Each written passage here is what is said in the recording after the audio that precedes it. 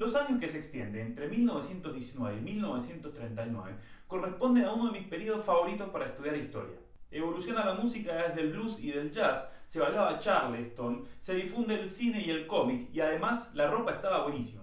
Pero más allá de esto, se dan un montón de acontecimientos históricos que nos llevan de una guerra mundial a otra. Si antes de empezar el tema se quieren imaginar más o menos cómo era vivir en esta época, les dejo este video.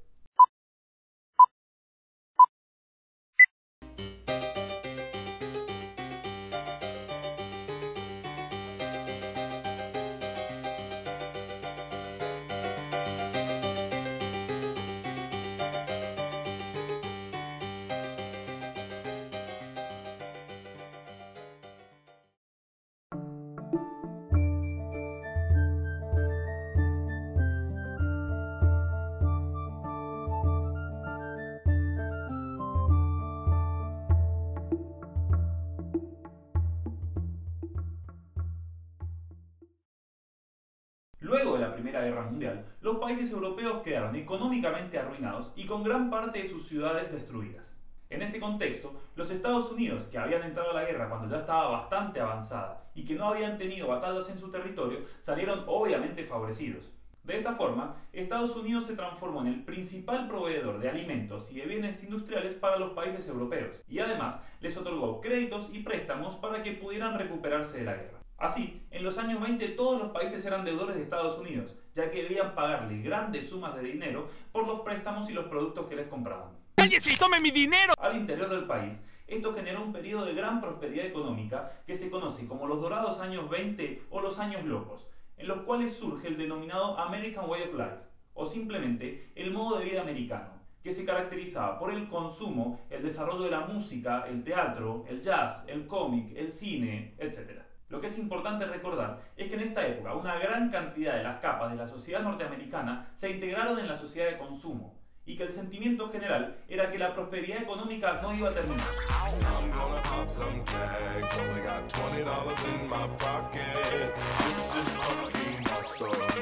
Aún así, esta situación cambió estrepitosamente cuando en 1929 se dio la caída de la bolsa de valores de Wall Street.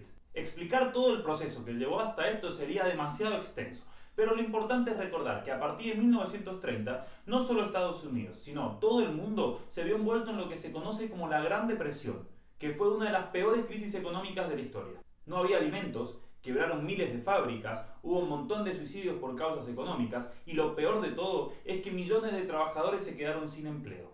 Ahora bien, en Europa la situación fue muy distinta, ya que en estos años se da el surgimiento de los totalitarismos y de las dictaduras autoritarias.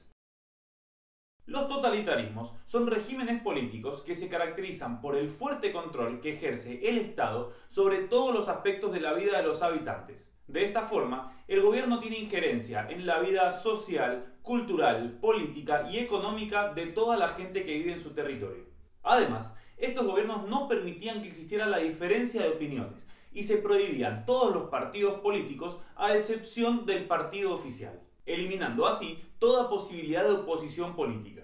Otra de las características de estos regímenes totalitarios va a ser el marcado nacionalismo que nos va a llevar a una nueva ola de expansión imperial en los años 30. Estos regímenes tenían un fuerte apoyo de las masas populares y además se basaban en la represión como forma de imponer su ideología y sus ideas. Los principales totalitarismos de esta época se dan en la Rusia soviética de Stalin, en la Italia fascista de Mussolini y en la Alemania nazi de Hitler. Como ya hemos hablado sobre la Rusia soviética en otro video, veamos ahora qué características tenían el fascismo italiano y el nazismo alemán. No. Bueno, sí. Italia, el país de la bota, había salido de la guerra en una situación muy crítica. Y para colmo de males, los italianos sentían que no habían sido correctamente recompensados por su esfuerzo durante la guerra. Esto llevó a que en este país surgieran grupos que buscaban vengarse de los países que habían triunfado en la Primera Guerra Mundial por haberlos humillado. El más grande y el más importante de estos partidos era el Partido Fascista, fundado por Benito Mussolini en 1919. El Partido Fascista de Mussolini se caracterizaba por manejar altos grados de violencia, por su miedo y su odio hacia una posible revolución socialista y sobre todo por exaltar el uso de la fuerza y el ejército. En 1922, Mussolini organizó la famosa Marcha sobre Roma, en la cual todos los seguidores del fascismo entraron en la ciudad de Roma sin resistencia del ejército y Mussolini tomó el poder estableciendo una dictadura.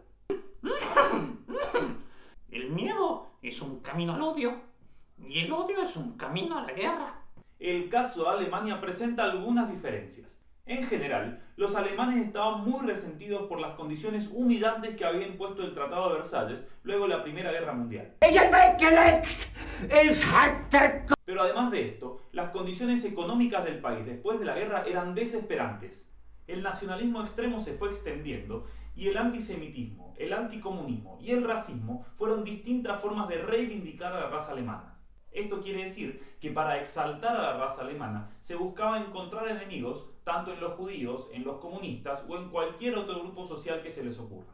Para proteger a la sociedad alemana de todos estos grupos que en teoría y desde su punto de vista estaban atentando contra la raza, la sociedad se militarizó y se crearon distintos grupos armados.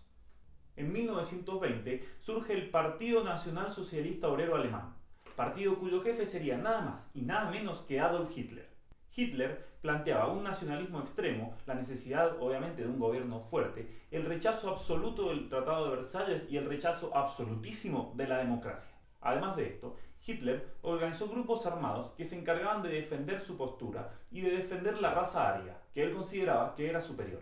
Como la situación política alemana era tan precaria, mucha gente empezó a creer que Hitler era la única alternativa para restablecer el orden social y recuperar la estabilidad. Es por esto que su partido fue teniendo cada vez más votos durante la década del 20 y del 30, hasta que finalmente Hitler accede al poder en 1933, obteniendo el cargo de canciller. Es en este momento cuando comienza la dictadura nazi, ya que un año después Hitler se coronó emperador con el título de Führer del Tercer Imperio Alemán o Tercer Reich. Reich. No sé hablar alemán.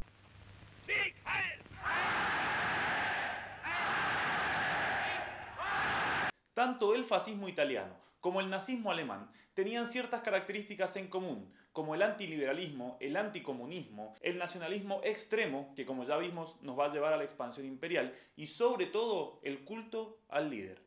Ahora bien, recordemos que en este periodo estaba funcionando la Sociedad de las Naciones, que tenía el objetivo de mantener la paz y de evitar otra guerra de grandes magnitudes como había pasado con la Primera Guerra Mundial. El conflicto fue que en este periodo tanto Alemania como Italia como Japón llevaron adelante acciones que deberían haber sido frenadas por la Sociedad de las Naciones, pero frente a las cuales no se tomó ninguna medida. La Italia fascista de Mussolini quería crear un gran imperio, y para esto invadió a partir de 1935 a Libia y Etiopía. Japón buscaba lo mismo. Entonces, invadió la zona de Manchuria y comenzó a partir de 1931 la invasión de China. Sí, Japón invadiendo China. Alemania tenía una situación diferente, ya que luego de la Primera Guerra Mundial el Tratado de Versalles le impedía tener un ejército. A pesar de esto, bajo el liderazgo de Hitler, Alemania se había rearmado en secreto, creando un gran ejército y una gran fuerza aérea. Además, también había invadido parte de Checoslovaquia y se había aliado con Italia y con Japón, creando el Eje, que iba a ser uno de los bandos en la Segunda Guerra Mundial. Por último, y esto mucho más relacionado con la política interior del país, Alemania empezó a tomar muchas medidas totalmente racistas.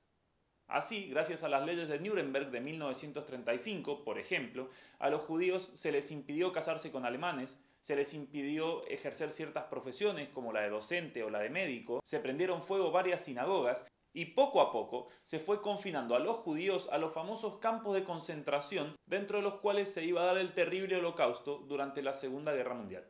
Mientras todo esto sucedía en Europa y en Estados Unidos, en la Unión Soviética se había consolidado el estalinismo, o sea, el régimen comunista que había instaurado Joseph Stalin luego de la muerte de Lenin. Si se quieren familiarizar un poco más con el régimen de Stalin, les recomiendo que vean nuestro video anterior sobre la Revolución Rusa.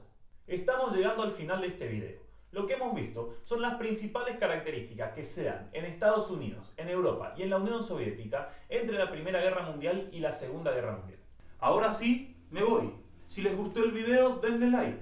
Si tienen otros temas que les gustaría aprender, propónganlos en los comentarios. Y si quieren saber cómo se da la explosión y el desarrollo de la Segunda Guerra Mundial, que es el próximo tema, suscríbanse y esperen al próximo video. Gracias.